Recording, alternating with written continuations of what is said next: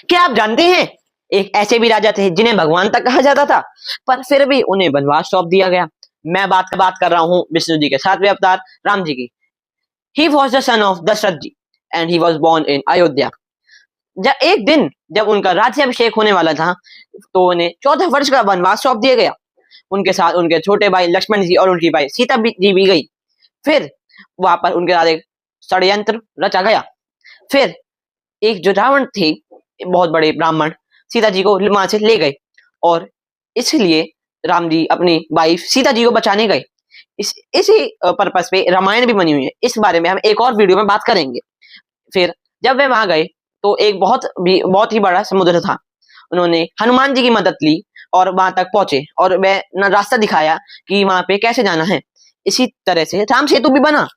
फिर जब वह वहां जाकर रावण से युद्ध करा, तो बहुत दिन तक वो युद्ध चला। जैसे उनका बेटा मेघनाथ, उनका भाई कुंभकर्ण भी उसमें शामिल थे, और उनकी डेथ हो गई थी। फिर एंड में उन्होंने रावण को भी मार दिया, और वह बिल्कुल भी वह लेकिन निराश भी थे, क्योंकि उन्होंने एक ब्राह्मण को भी मारा था।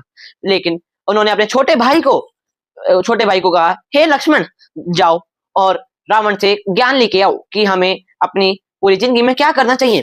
फिर वह लक्ष्मण जी गए और वहां से रावण जी से सारा ज्ञान ले लिया था। तो इस अवतार का पर्पस था कि धर्म, ड्यूटी और आइडियल लाइफ का एग्जाम्पल देना। So this was the 7th avatar of Vishnu ji, which was named as Ram ji. अगर आपको हमारी जानकारी पसंद आई हो, तो please like, share, subscribe my channel and also press the bell icon, क्योंकि अभी बाकी 3 अवतार के बारे में जानकारी रोज 8 बजे आ जाए करेगी। धन्यवाद।